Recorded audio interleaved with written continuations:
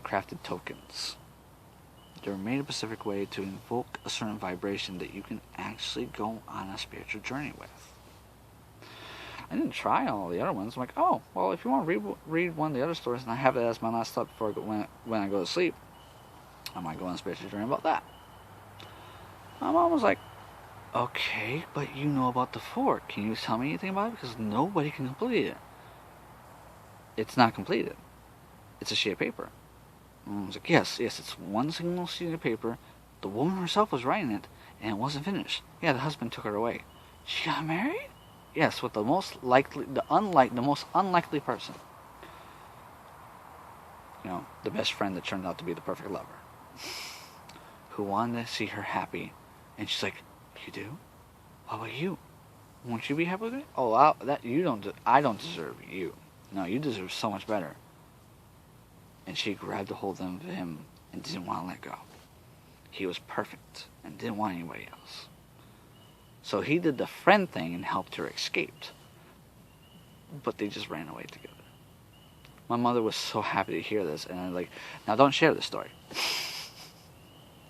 Leave them alone, let the children be happy, because you don't want them to find out they find out any of the truth.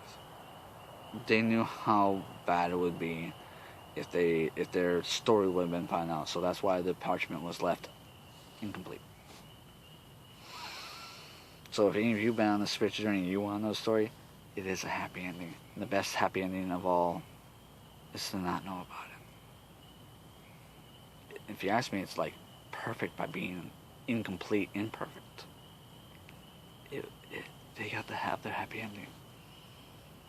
My mother was very impressed with this because she actually challenged me in the storybook that certain aspects of spirituality which weren't in the story at all. One of the reasons why I want to do just inside my storytelling. If you're able to utilize it as a crafted token, a spiritual crafted token, go on a storycraft, you'll be able to see things and you can actually fill in the blank of certain things. I like this idea. And it's one of the other forms of stability I want to give my channel. I don't have to teach anything. I don't have to say anything specific. I don't have to even offend anybody. Just tell a story. And when you can actually take this, go on a spiritual crafted journey, you might even go on a different journey than I went on. Give different perspectives. There have been one story told and many different perspectives given of it. One such person in the world we all probably know about, Buddha, has had many different stories be told about this one particular instance where he's underneath a tree meditating, finding enlightenment. People have been argued that these are different dimensions, different realities. Sometimes probably even the same universe repeated. Think about that. That's an interesting kind of idea, and it's fun to play with this kind of thing because they're just stories. It's fun to actually just play with this kind of thought process, and it gives you different perspective of things, different ideas, and it's very creative. It actually gets the creative juices flowing. I really like it. So this is another form of stability I want to give my channel. It's not going to have stability. I like this thought. It's not going to have something that's going to be what you can rely on necessarily. It's really you that goes on the spiritual journey, and you see this story unfold, and it could be completely different. And I would love to hear about it. If you want to leave a comment, so it's going to be a long-winded one. It'd be interesting. Another form of stability is an odd one. Other than this video, hopefully I can post it as one introduction to my channel. Not just part 1, part 2. It's the fact that I'm going to not make it child-friendly. Nor family-friendly, because it's the same thing. Back when YouTube wanted to make YouTube child-friendly, everyone obviously resisted it. YouTube obviously knew this because this wasn't their original goal. They gave something stupid for you to fight against, to just try and give something they do want you to agree with. Stupid old psychological tricks. So they're trying to now argue making it family friendly. No. They're trying to force RedTube. They're trying to force this child channel. They're trying to make YouTube family friendly because the people who bought up YouTube and want to take control of it are the same people who used to have control over TV. They're just trying to turn YouTube back into TV and relive their old glory days and have control over the thing of this new thing that's happening. It's a retarded joke and I don't care to play along with it. And part of that because the things I'm going to be talking about my channel sometimes might be these fairy tales that might end up being a little bit dark. But I see them as like an adventure to go on, like one of the video games I like to play, or old movies I used to like to watch. Like, for example, I love the story, The Princess's Bride. Love it. I'm pretty sure I'm not the only person out there. I also like Mighty Python and the Holy Grail. Mighty Python and the Holy Grail. Another movie I like that you probably don't know about, some of you, Young Frankenstein. Put the candle back. Wow, I even like some of the new ones that came out. Like when I watched the movie Stardust, I was so surprised by how good of a movie that was. I was like, I remember trying to pitch this to other people to watch. Like, seriously, just watch the very beginning when the guy gets laid. And you don't get to watch that part. But you get to know what happens because he gets a baby later. This movie, Stardust, was just an amazing movie. And I tried to pitch it to people by saying, it's been such a long time since I watched a good fairy tale. I'm talking about, The Princess's Bride long time ago. And everyone's very surprised. You put it on the same page as... Okay, I know how much you love that movie. Rodents of unusual size.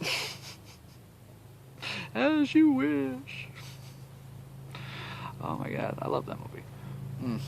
But, yeah. Everyone watches it and they try and pitch it to other people and they freeze, they stop, and they turn and look at me and they're like, I can't think of anything else to say. So I'm like, go ahead, say it. It's been a long time since I watched an actual good fairy tale. And they turn and look at me, I really can't think of anything else to say. It's a good movie. I actually rather enjoyed it. Even some of the death scenes, as weird as creepy as it might sound, were beautiful. Some of the death scenes, they're predictable, but I'm like, oh god, he's gonna drown. And the way how he drowns was like, oh my. It's beyond creepy, but at the same time, like, artistically done, it was just, wow. So you have to watch that movie to understand what I mean by that, and understand that I'm not trying to be weird talking about certain things. Okay? But that's one of the things I want to do on my channel, is talk about certain things that might be considered really... I'll try and censor it, like I'm trying to censor my words right now. But I feel very strongly I don't see certain words as bad to say, especially when you're conveying and expressing your emotions. I just don't feel like they're awful to say when you explain yourself, when you express yourself. How is that wrong? How is that bad? But some people might find offensive. And some people will definitely think some of the things I'm going to talk about definitely not child friendly. And I don't care if they even challenge the whole family friendly thing. And if I'm going to censor what I'm going to say, I'm going to control what I say, and it will be linked to spiritual practice, spiritual understanding, story time, representing myself as just a character, acting more likely someone else's life rather than my own. I'm just simply not going to let my channel be known as family friendly. So I can do that. I can explain some of the things I want to do, reasons why I wanted to make this channel. One of them is, of course, working on my sound chakra. Now, I know spiritual people out there want to argue one thing over the other about well, it's not the sound chakra. What are you talking about? Are you referring to the throat chakra? And I'm like, physical type, huh? Strong earth elemental type? Sure enough, they'll admit to that, and they're very hard-headed. And I'm like, alright, fine then. Here's a challenge for you. Spiritual challenge. Do you accept? Of course, the hard head always do. If you're going to talk about something like the neck chakra, you should show it respect and talk about it in its entirety, not just one tiny part. In its entirety, it is the neck chakra, not the throat chakra. Disagreement?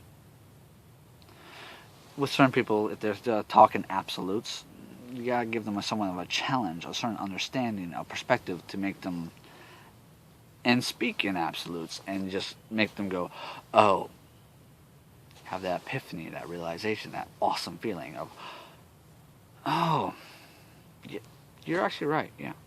The neck chakra, right, yeah, that. Well, the center is the throat. A lot of people feel the energy there, too. Some people actually feel like they're choking on it. If you've ever been that person, put your foot in your mouth before, probably talk too much. But, yeah, I need to work on my speech. One of the reasons why I'm actually doing this channel is to communicate, to talk, to reach out. That's another form I want. Not just the spiritual.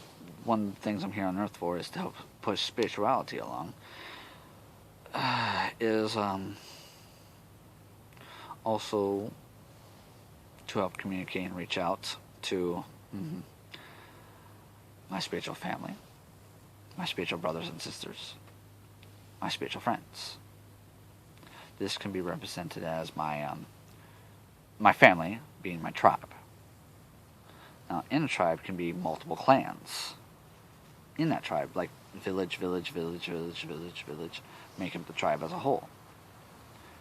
These I can call my brothers and sisters, because generally a tribe is comprised of blood-related individuals that are brothers and sisters. Although the idea is to have so much of a separation of all of them that there's no inbreeding. See what I'm saying? And this can actually raise to the point where the clan becomes so big they separate and make another clan. Extension, like chain links, creating this big whole that is the tribe as a whole. So family, tribe, clan, the family, the actual brothers and sisters. And of course then there's other tribes, neighbors, friends. I'm trying to reach out to them. Now my original idea was to reach out to the people I really wanted to reach out to. That costs like $10,000. And to even go and put yourself in that position, you need a little bit extra money on top of that. And I have just the thought of, well, the same price then. If I'm going to spend $10,000 just to get involved, I'm going to need another $10,000 just to be there comfortably. So some $20,000. So of course my idea was trying to reach out the cheap way. Free. There's basically no place nearby that actually really drives the same way how I do. Free. So I thought, well, what's a free way that's simple, that is social? Social media. So I thought YouTube. So I thought about looking at all these different channels, which I already look at, been looking at for years. So I'm thinking, what's a good one? What's a good one? Which one should I really connect out to, and I can raise my hand and be like, hey, family! Because in my meditations, I asked, what do I need to do in my next step in life, kind of thing. And it was reach out to family, brothers and sisters, friends. And once I tried doing this on YouTube, I was like, well, how? The answer came back pretty simple. Like a telephone works two ways. They can call you, or you can call them. So I made my own channel. I went the other way. I'm calling out. Pretty simple, right? So, yeah. Well, thank you for watching, everyone. This has been J.L. Thank you for watching The Craft. Peace.